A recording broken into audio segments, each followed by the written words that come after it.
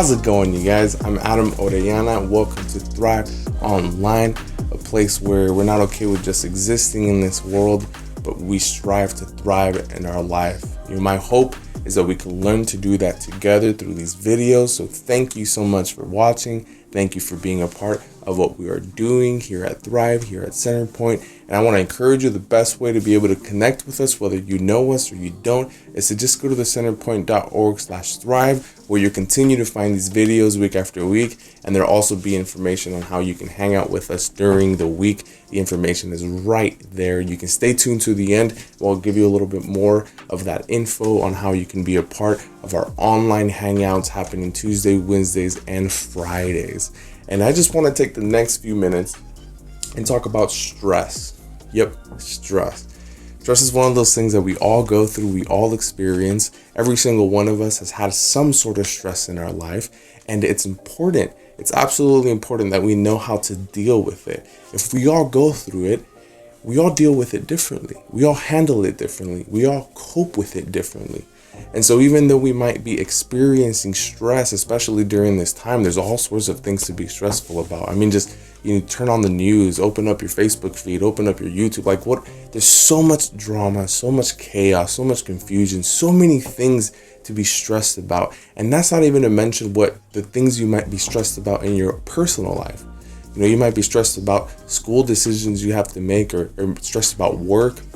You might be stressed about your family or maybe your partner. There's all sorts of personal stress that we're going to, and then add on the stresses of the world happening around us, those things happening in our cities. How do we deal with all of this stress? God, when he made humanity, when he made man, he made it in his image. And what that means is that he created man, he created humanity to be like him. In other words, he created us to reflect who God is. But as time went on, man got a little confused on how to deal with things. Stress is an evolutionary trait, a defense mechanism, you could call it. It's really a feeling that happens in our body. It preludes anxiety, and what it does is that it tells us, hey, there's something you should worry about. There's something happening that's worthy of your worry. There's something that's happening that you have to figure out how to solve, or you have to figure out how to get rid of. And that's what stress does. Whenever we're stressed about something, we're worried about whatever that thing is, whatever that issue is, and that we want to solve, that we want to figure out, that we need the answer to. And so even though I don't know, I guess back in the caveman days, you could say, stress was more about, I hope I don't get eaten today. I hope we get enough food to be able to eat by the end of the day, or I hope we can make fire so that we can stay warm. Maybe those were the stresses of the day. And as time has gone by and fire is now just, a heater in a wall, and worrying about food is really something that not a lot of us have to go through. Worrying about whether we're going to be eaten by a wild animal is also something that not all of us have to worry about. If you're out hiking or you're out in the woods often, then yeah, I guess that's something you can stress about. But most of us don't have that stress. Rather, a lot of the stresses that we undergo are really either stresses that society or that the world puts on us, stresses that we experience in our personal lives, whether it's by our partners or our relationships, our families and our friends. All of the stress really that we go through ends up being more of an internal stress rather than an external stress. That means that it's more about how do we handle the things that I'm feeling rather than how do I handle the things that are happening. Obviously, 100%, there are stresses of things that happen to us that we have to learn how to deal with. But if we don't know how to first handle, if we don't know how to first cope with the internal stress that we're experiencing, then the external stresses are going to be way too big for us to even try to comprehend. A couple of examples. Whenever say you're in a relationship, you have a boyfriend or a girlfriend, or you're married, you're with another person, and maybe the way that you guys are communicating Maybe it's even a best friend. Just the way that you guys are communicating, it doesn't feel like you guys are talking to each other, right? It feels like maybe you guys are at ends with different things. Like you want this, he wants that, she wants that, and it feels like you just can't come to a common ground, and it starts to cause some tension. In that relationship. And instead of things being good and things being easy, things start to get kind of rocky and hard. And then when those things starts to happen, our brain might race, like I might lose this person. I might not be able to be friends or continue to be married or continue to be in a relationship with this person because of the tension or the stress that is being put on our relationship. And so then what happens is that we internalize that, right? That's a feeling that we end up experiencing within us. It's not something that necessarily happens outside of us, but when we're inside of the relationship, we're experiencing that stress, we're experiencing that tension within us, and we begin to worry, right? The stress turns into worry. Will I be with this person? Will we work this out? Will this work out? And then that worry turns into anxiety of, man, this will never work out. This will never be good. We will never be able to get it fixed. And then the anxiety turns into almost like a sort of adrenaline of like, I don't know what to do. I don't know how to solve this. I don't know how to figure this out. I don't know how this is going to change. And all of a sudden, all from the tension that was caused maybe by a little drama, maybe by a little confusion, ends up turning into sleepless nights, ends up turning into all sorts of things that end up the way that stress paralyzes us, honestly. So it's important that we pay attention to the internal stresses that we go through.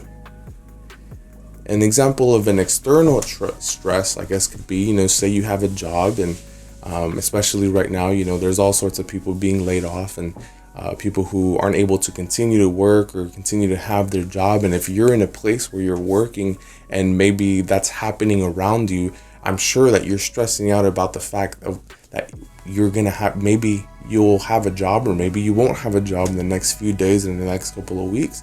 Maybe you're in school and, you just got out of school and you're stressing about whether school is going to open up or isn't going to open up, or whether you're going to be able to graduate on time, or whether you're going to be able to get that college class on time. Those are things that are out of our control. Those are things that there's nothing we can do about them, but they're causing us stress because we have to figure out answers to them, yet we don't have control of those things. You'll notice that the difference between external stress and internal stress is that external stress, the things that are happening to us, rarely, very rarely do we have control over them. But internal stress, that we totally have control over. See, and what God does through the Bible and what he does through the stories and the themes inside of the Bible is that he tries to teach us. He tries to teach us. I say he tries because we don't always pick up on what he's putting down, but he tries to teach us on how to have control over the things that we can have control of, and he teaches us how to let go of the things that we don't have control of. In fact, there's a guy named Paul, and he writes a letter to these people, and in the book called the Philippians, he writes a letter to them, and he's talking to them about really how to deal with stress, how to deal with anxiety. And he starts off by saying, do not be anxious about anything. It's kind of, can you imagine if he would have stopped there? It's kind of like when someone tells you to calm down when you're freaking out. It's like, if I could be calm, I would be calm, right? It's so many times I think that the answer is that easy. How do I deal with anxiety? And Paul just says, well, don't be anxious. Fortunately, he doesn't stop there. He continues. He says, do not be anxious about anything. Now, anything. There are some things that are not worth our stress. There are some things that are not worth us freaking out about. There are some things that are not worth our worry, that are not worth endless nights thinking about over and over and over. Those are the things that we have to learn. If I don't have control over it, if I can't change it, then why should I stress about it? So he says, do not be anxious about anything. Then he says, but in everything, by prayer and petition, with thanksgiving, present your requests to God, and the peace of God, which transcends all understanding, will guard your hearts and your minds in Christ Jesus. Let me break this down just very quickly. Do not be anxious about anything. It's really easy to get caught up and stressed about things that are happening to us. But if we don't have control over them, then we shouldn't be anxious. We shouldn't be stressed about them because there's nothing we can do. There's nothing we can do to change that. If your school isn't going to open back up, if that college course isn't going to be there, if your work is going to lay you off, if your car stops working, if there are things that we just can't control.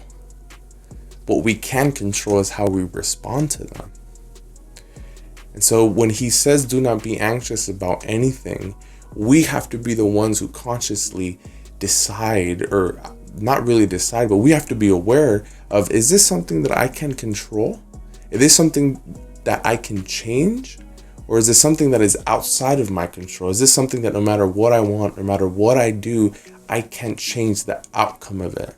And if that's the case, then yeah, it's as easy as do not be anxious about it. But in everything, he says.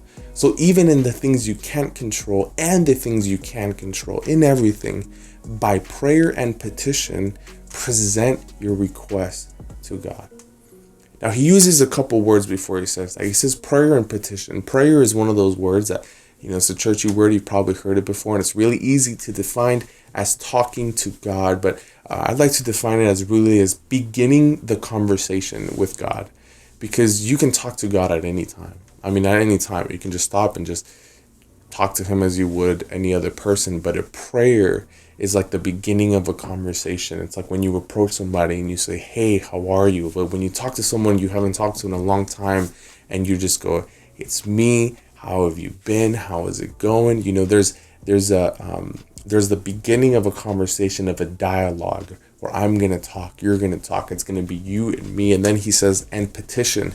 Petition is one of those words that for many of us, when we think about a petition, maybe you think about signing a petition because you want something changed, right? That's probably one of the most common ways that we use that word. And really what it is to ask something and to await approval. That means that you're asking for something, you're asking for a change, you're asking for something new, and you have to wait for the answer. He uses one more word. He says, do not be anxious about anything, but in everything by prayer and petition with thanksgiving. That means that even during your stress, even during your anxiety, even during your worry, to be thankful. It takes a different level of understanding while you're stressed, while you're anxious, while you're worrying, to be thankful. And again, it goes back to we have to be able to define that there are things we can control and things we cannot control. And in both of those situations, the fact that we can stress about things and that we can worry and that we have life is something to be thankful about. And so many times stress and anxiety and worry will cloud the miracle that is being alive and existing in this world. And many times, so many times, our stress and our anxiety and our worry will take us to the point where we believe that existing and being alive isn't even worth it anymore. That's what stress can do when we don't know how to handle it. When we're not able to be thankful of the things that we have, even when we're stressed about the things we don't have, where we're not thankful about the opportunities we do have, when we're worried about the opportunities that we're losing. And so when he's talking about not being anxious, starting a conversation with God, asking and waiting approval, in the middle of all of that, we have to come back to the base and we have to be thankful. Thankful that we can breathe, thankful that we're alive, thankful that we have another day, thankful that even if life isn't going our way, there is still hope, there is still an opportunity, there is still a chance for change. He continues to say, present your request to God. After you've analyze what it is that you're going through, and you've decided, well, I know that this is something I can't stress about or I can't control, so I'm not gonna stress about it. I'm not gonna worry about it. Or once you've decided, hey, this is something that I can control, this is something that I can change, and instead of stressing and becoming anxious about it, I'm gonna work to change it. After we've done that self-awareness and we've looked at our situation and we've decided what it is, after we've started the conversation with God and we began to pray and just started talking to him and getting how we feel out of our heart and out of our mind, after we've been thankful for the things that he's done, for what he is doing, for the life that we have, then we present our request to God. See, the reason why we have to do all of that before we present our request to God is because many times the things that we ask God are nowhere near what we need. Too many times we're asking him for things that we're stressed about rather than asking him, God, what can I do to change the situation that I'm in? What can I do to see things differently? So many times we ask God for the things that we want, and we're not asking him, God, what do you want for me? What do you want me to do? And so we have to be able to come to God with a clear mind. And so many times, because of our stress, because of our worry and our anxiety, we come to him with questions and petitions and prayers that he's not going to answer, because many times the answers, all they take is a couple minutes of just sitting down and thinking. So it's important. It's absolutely important that if you are stressing out, if you are anxious, if you are worrying about something, the best thing to do is to take a moment and think. I mean, Paul says it right there. He could have started with saying the best way to deal with anxiety is to pray. He could have started with saying, no, what you have to do is you have to go to church and you have to read 3 chapters of this and this. No. Before you even present your request to God for what it is that you're worried or you're anxious about, make sure that you begin the conversation with him. Just start talking. Get things out of your heart. Get things out of your mind. That means to think. Be thankful about the life that you have. Become aware of the miracle of your existence. He's walking you through things that if we were to put these into practice every day, stress and anxiety and worry wouldn't be as prevalent as they are today in our world. He continues right after he says that we should present our request to God. He says, and the peace of God, which transcends all understanding, will guard your hearts and your minds. The peace of God that transcends all understanding. The reason why he says that is because there is a peace that God promises us that people will never come to understand. There is a peace that we experience as believers and followers of Christ that the world, that anybody else will never understand. And the reason is because when people think about peace, they think about no more stress, no more worry, no more anxiety, no more pain, no more hurt. When they think about peace, they think about things being perfect exactly the way that I want them. That's when I will have peace. But rather, that's not the peace that God promises us. The peace that God promises us goes far beyond that understanding. The peace that he promises us is a peace that even when we are anxious, even when we are worried, even when there are things happening to us that are out of our control, even when life is not going our way, when it feels like things are falling apart, once we've had the time to sit and think and be thankful for our existence, we find a peace that begins to quiet down the voices in our head, that begins to calm the anxiety in our bodies. A peace that transcends our stress.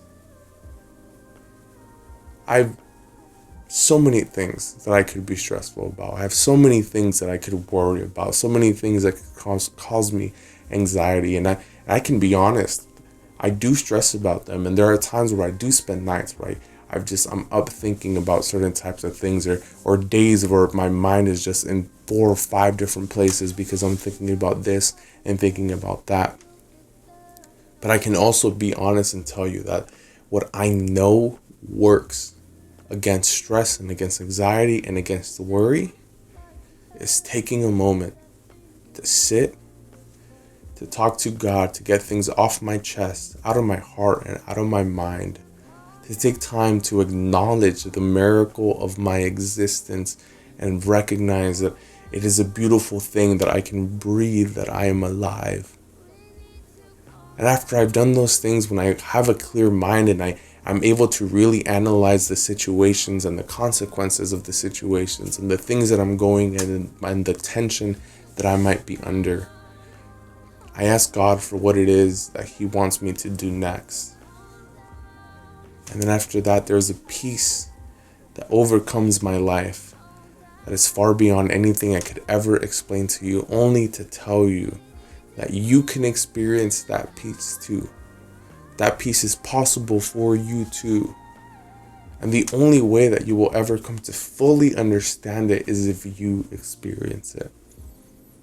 God reaches out to every single one of us through so many different ways, all because He knows how hard it is to be alive in this world. He knows how hard it is to just exist in this world. And that's why He strives to teach you how to thrive, to teach you how to grow, to teach you how to learn, so that all these things don't hurt us.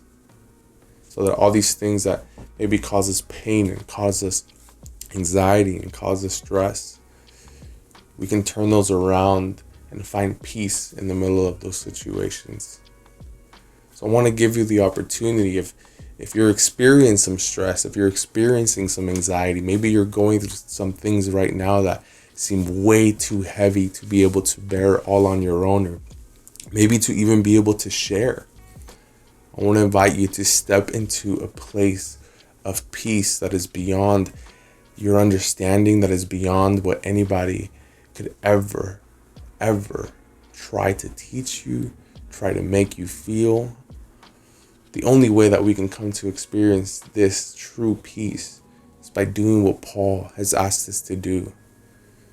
That is just to take a moment to just think and acknowledge God as our Creator, to accept the fact that He created us and He created us for a purpose, and that He sent His Son Jesus to die on the cross for us, to teach us the true meaning of love and sacrifice, and that through that sacrifice, you and I would come to know our Father, would come to know the truth about God.